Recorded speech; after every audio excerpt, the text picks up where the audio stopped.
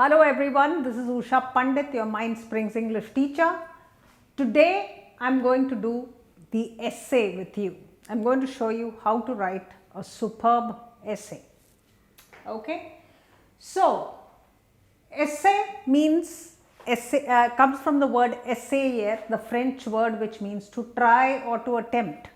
So what are we basically doing? We are attempting to express our thoughts, our ideas or feelings in an essay. This is what an essay does.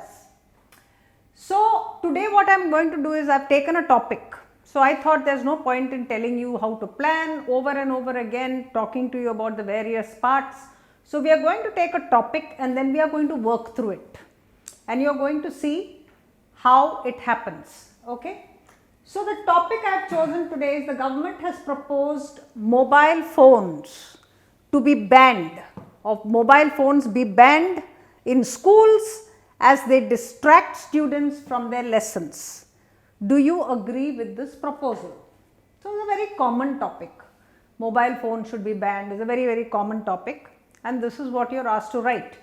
Now if you are writing for a higher class or for a bigger exam, you need to be very careful to make sure that your essay is properly structured and you write it in a way in which you are cogent, your essay flows beautifully, you have enough content, your vocabulary is very good, your grammatical structures are clean, your beginning and your end has to be such that in the beginning you grab attention and in the end you complete it. You leave them with some suggestions or you leave them with a thought.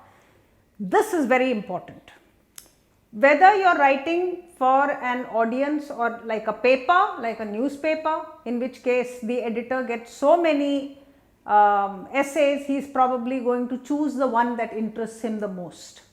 If you are writing for an examiner or for a competitive exam, or your essay is going to go in as one of the several who will be given admission into a very big college, remember that person also needs to have his attention grabbed. Otherwise he is reading so many, his mind is going to go dull when he comes to your essay, which is unattractive in the beginning. So make sure your beginning is strong. So let's see what we do first. I have put steps for you. So step 1 is what I call QA or question analysis. Very important. Question analysis, you don't lose out. You must see what your question needs. So basically it means underline the key words in your question. So what are the key words in this question? The government has proposed mobile phones banned in schools, I may do schools also, as they distract students from their lessons. So basically mobile phones banned in schools, distract lessons. You take 4 or 5 keywords like that and you underline it. Do you know why I am saying this to you? Because if you don't underline it, you will start writing about mobile phones. You will tell me mobile phones are very useful. You will start by saying mobile phones are the future, they are the things that allow us to communicate. A lot of business is done with mobile phones. In the early days we used to have this and now we have, you will go right off the topic. All that you say is relevant. I am not saying that that is not true of mobile phones, but that is not what is asked of you. So you must focus only on what is asked, and what is asked in this question is essentially distraction of students from lesson and that word banned. These are very important words that you need to keep in mind when you argue. So don't stray, don't become irrelevant, don't start talking about things that do not concern students, distraction and lessons. That's your focus. So let's see what happens. So question analysis we've done, then you come to step 2. Never do anything without planning the essay. Now I've done a video on how to plan an essay, take a look at it.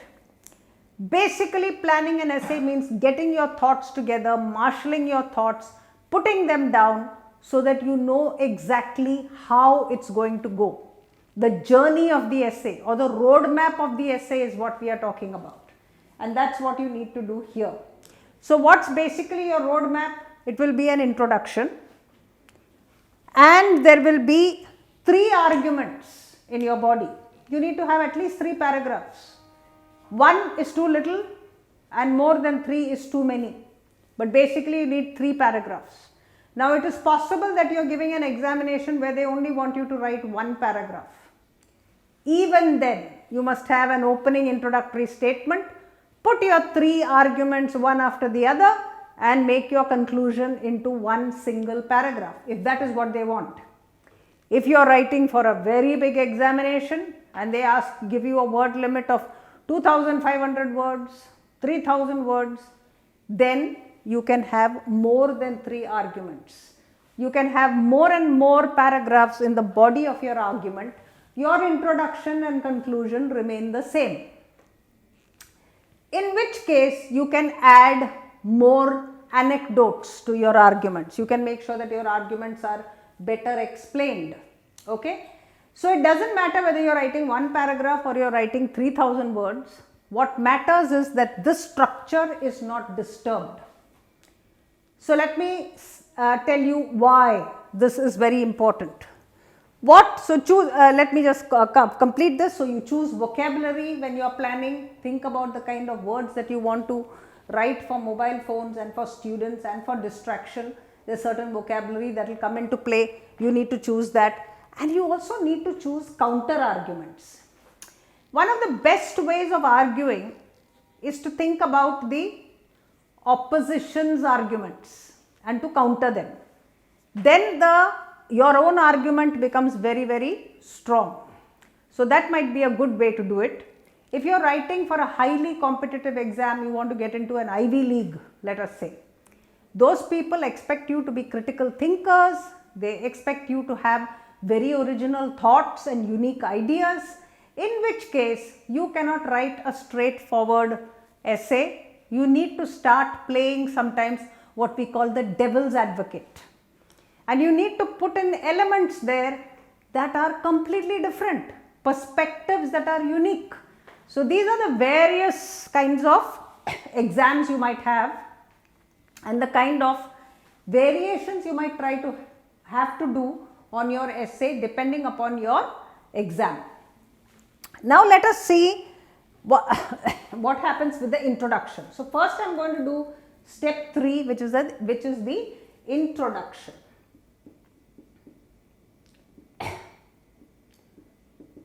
Make sure you see this video till the end. Otherwise, have a paper and pencil, use it like a tutorial and make sure you write an essay after I finish with this. If you like, I'll send you, put in my comments box, I'll put a place where you can actually give me your email ID and I might mail you a sample essay. That might be good for you and you can study that also. I really want you to do well. So step 3 is the introduction. Introduction, as I told you, is very important. So do an attention grabbing introduction. When you start, I must get interested. And how do I get interested? You have to arouse my curiosity.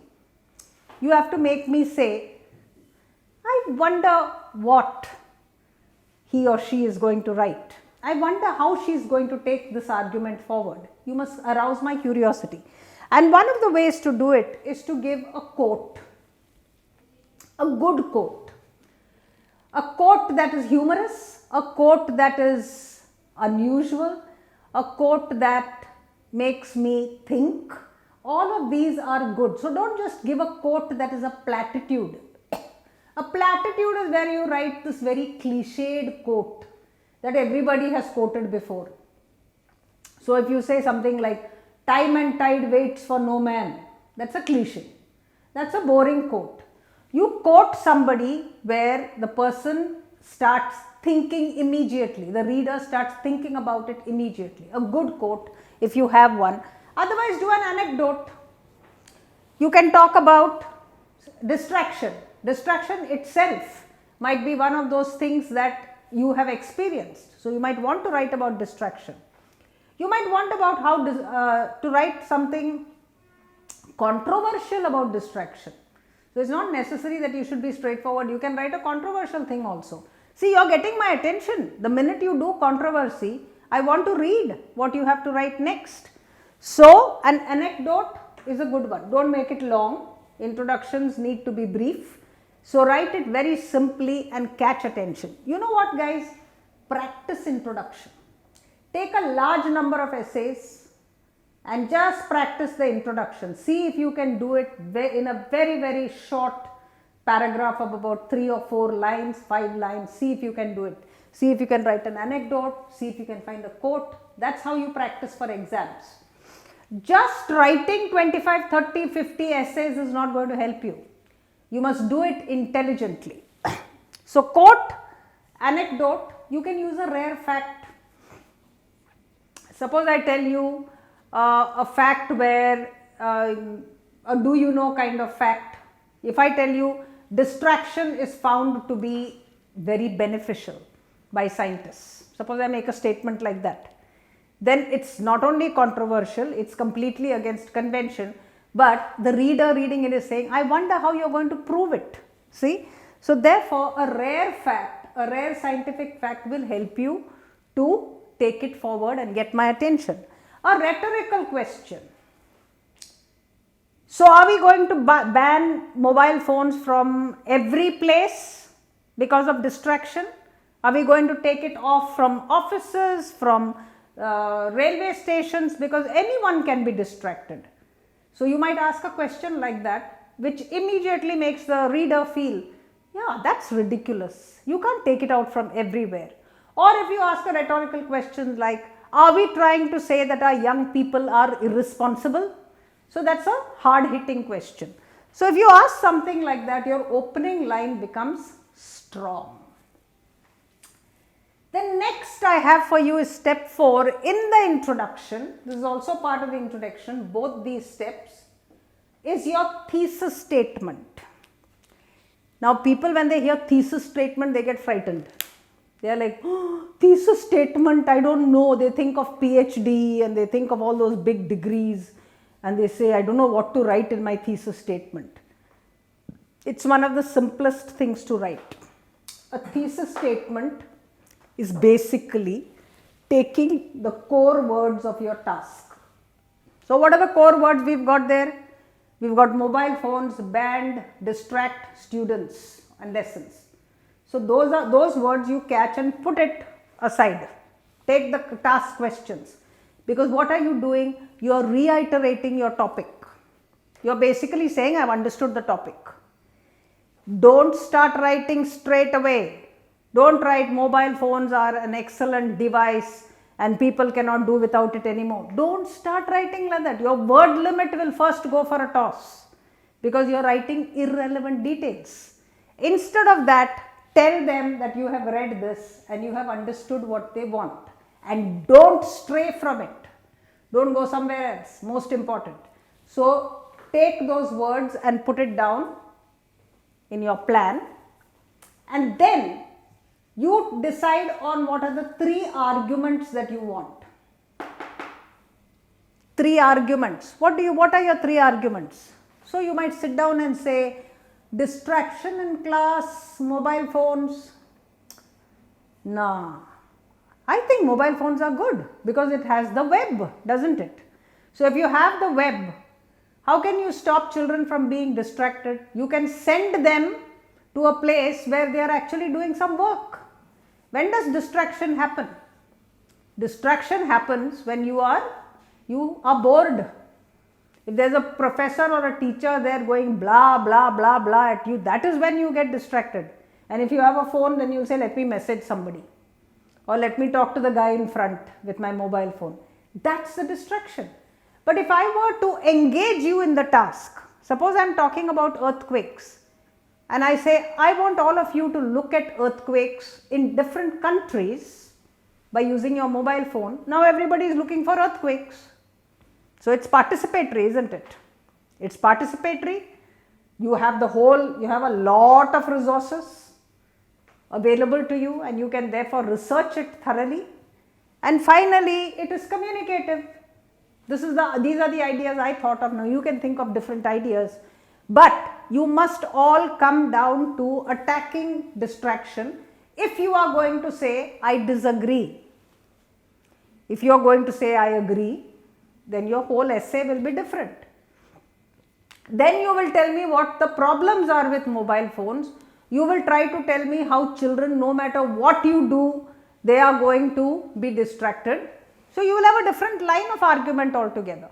Whatever your line of argument, put down the 3 core words from your arguments. So what are they? For me it is participatory, wide exposure, B wide exposure, and C communicative. So I can, if I am going to talk about this, I can, if I don't want to be distracted, I can talk to somebody in Japan, I can talk to somebody in Malaysia, and we can together solve a problem. If I am doing history, if I am doing the history of Nazi Germany, I can talk to German children and say, what are the feelings today towards Nazis? I can actually have a conversation. See, that is the power of the mobile phone, of the internet. What are we doing now? You've got one teacher and one book, you've got one resource, you've got this much limited information, and that is what is being dished out to you. Probably something that you can read yourself. Now these are your arguments, see, and they are all confined to the classroom and to distraction, most important. So therefore, if you do this, then I will show you, now I have got my core words here and I have got 3 words from my arguments. Now I will put them together and create my thesis statement. So let's see how I do that. So let's look at the thesis statement. As I said, we are going to look at the core words in the question, and we are going to look at the core paragraph arguments, okay, those words. So it goes here, thesis statement. Herodotus once wisely said, we do not step in the same river twice. So now that's a quote. We are using a quote there, and you will need to explain that quote. So I have not really put it here. As I said, if you write to me, then I'll send you the sample of this essay and you can see how it works. And what he meant was that life goes forward. It does not tarry with the past. Mobile phones are your future. So mobile phones are basically here to stay. They are not going anywhere, are they? So therefore mobile phones are here to stay. You are making a strong statement. You've said, you've explained, somebody so many hundreds of years ago said that you don't step in the same river twice, good quote, and then mobile phones are here to stay. I strongly disagree. So that's your thesis statement. So one little quote, one small explanation, one strong sentence where you say mobile phones are here to stay. So it's like Brooks, no argument there. And then you're, as I said, you have to be assertive. You can't say, I think mobile phones are important. You can't use words like, I think, I believe, maybe. You can't use words like that. You have to be very strong when you argue your case. So you've said that, and I strongly disagree with the proposal to ban mobile phones. See, all those keywords are coming in, to stop student distraction. So distract students, I have made it into distraction. To stop student distraction, as we know,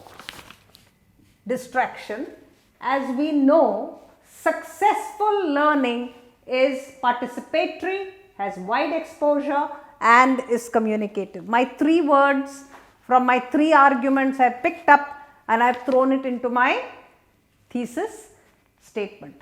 That is what I have done. My introduction now tells you what you can expect in my essay. You can look at it and say, okay, she is going to argue on participation in the class, she is going to talk about wide exposure and therefore research that you can do, and she is talking about communication through mobile phones. So I have told you this very clearly. Do you see this? We know. What have I done? I have now included my audience in the decision that I have made very cleverly. I am not saying I know, I am saying we know that successful learning, so you can't refute. Right in the beginning I have established that you cannot now refute what I am saying because I have included you in my argument. So that's a great way to begin. Very succinct, don't write so much, don't repeat that entire question in this, do not copy, change it so that the core words come into your statement. The next step is of course your 3-paragraph body. It could be 5 paragraphs depending upon what kind of exam you are doing. So, or a 3-statement if you are going to do only 1 paragraph. So, 3-paragraph body. Each argument, remember, must have evidence. You can't just say, I know that this is a successful way to learn because by keeping mobile phones, there is going to be participation in the classroom. I can't say that and stop. I have to give examples, or I have to give reasons, or I have to give evidence that this is true. If I can get scientific data, then it's even better. Then you really cannot argue with me because my arguments are now watertight. If I am going to argue on the other side, where I might think of a teacher or a set of teachers who might oppose this, right? Then I might want to counter it in one of my arguments by saying teachers do not get out of their comfort zones and try participation using mobile phones. So if you haven't tried it, you don't know whether it works or not. See, I can actually cut that argument. So this is what I meant by when I said you can cut other people's arguments, but it has to be done very, neatly, and it has to be pushed in very cleverly. So that's your 3, and then you have to use key ideas in your sentences. So let me read out to you parts of the body because there's no point in writing all of that on the board. It's going to be extremely difficult.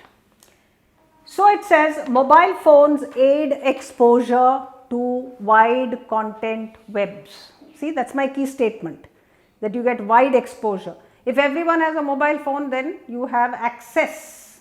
So I could have said aid exposure and access, good word, access to wide content webs. Webs of learning are available. Mobile phones are ubiquitous. See the word ubiquitous everywhere. Nice word, ubiquitous. And everyone can access the web through them. So I have reinstated what I said. If the task on hand involves pollution, so I am giving you an example now. Suppose you are talking about pollution. Digital intelligence gives us a wide web of knowledge which might include statistics, interviews, experiments, diagrams and other relevant information that cannot be delivered by one textbook or one teacher. It's a strong argument, isn't it? There's plenty of evidence that I'm throwing on you. I'm not just saying don't repeat yourself, don't keep on saying the same thing over and over again, because that's one of the mistakes that students make. They say the same thing in many ways. The teacher who has not activated a tool for learning purposes has shortchanged the lesson's potential by not using mobile phones. Now it's hard hitting. Now I'm saying if you haven't used it, you've shortchanged your class. So it's strong. See, put your strongest arguments, actually you can put them last, you can build, So if you think this is a paragraph that should come last, you can put it as the 3rd paragraph, you don't have to put it as the first. The second one goes, the main cause of student disengagement is lack of participation in the classroom. Why are they distracted? See, I am now playing on the distraction. Is lack of participation in classroom activities which can no longer continue to be teacher driven. The world has changed. This passive receiving of instruction is a major cause of straying attention in the classrooms. Studies have shown that when mobile phones are used constructively to research and communicate on the topic of the lesson, students have been committed to task and their grades have been better than before. Traditional systems must make way for new technology to facilitate learning. See the words, new technology, facilitate learning. This is the vocabulary I am talking about. Or at least use technology as a complementary tool. So if you don't want to throw out everything, keep your classroom, keep your teacher, keep your textbook, but use this as a complementary tool instead of rejecting it by focusing on its abuse. What are you doing now? You're focusing on its abuse. Oh, they are distracted. Oh my God, they will look at something that's undesirable. You're focusing on the abuse. Focus on the use is what is being said. So it's a very strong, hard-hitting argument. My second paragraph is over. My second argument is over. The third one, finally, so my cohesion comes in there. Finally, communication is a significant 21st century skill. See, the arguments have to be strong. It's the future. 21st century and can be facilitated across the world by mobile phones. Mobile internet connects real people and places on the web to one another. It is time that we got out of textbooks and started talking to real people. So if they want to know what happened to, let us say, the Chandrayaan problem that we had yesterday, shouldn't they be talking to one of us? Or should they be reading it in a book? This is what we mean by real communication. Mobile internet connects real people and places on the web to one another. This will help students to not only understand the lesson firsthand and therefore better, but also engage them in teamwork globally to find creative solutions to universal human problems. This makes learning wide, authentic, practical and connected. So, 1, 2, 3, 4. You've given 4 reasons. So, there are 3 strong, very strong paragraphs and arguments that have been written. They are not very long winding. They don't repeat themselves. They don't seem to be going all over the place. Very focused to argue that you should not ban cell phones. Now, you are coming to the conclusion where you are going to summarize. So, this part will summarize. So, let us see what it says. So, what I have written is, as argued, the wide exposure, participatory methods and the communication potential of mobile phones are undeniable. Strong assertive statements, and I have summarized it in one line. I put all my 3 points down. It would be extremely regressive, see this word, another hard-hitting word, to ban a tool that promotes these key aspects of 21st century learning and progress. So, if you ban it, regressive, no progress. The government must form a committee. This is my suggestion. The government must form a committee that studies statistics on the impact of mobility on learning in the classroom before taking a convenient, populist or emotional decision to ban them. If you ban them, what are you doing? You are doing all this. So, that is a counter argument to the opposition. Failing to do this would be contraindicative to the purpose of education, which must move beyond the classroom, create empathy and embrace real life. So, it is a strong statement that you have ended with. It is something that will get your reader thinking and saying, yes, that's true, education must start moving, it must start changing. And banning mobile phones is not only wrong, but it will be completely against the very principles that you are trying to promote for the future. So, that's your essay. You write like this and you will get fantastic marks. But the most important one, read your essay and self-correct for what I call GPPS, grammar, punctuation, paragraphing, spelling, and of course vocabulary. So, there is plenty of vocabulary in Writing with Ease. Go ahead and pick up a copy. It is a one-time buy and you will never be short of words. So, if you want a sample of the essay, you can mail us at this email ID, orders@Mindsprings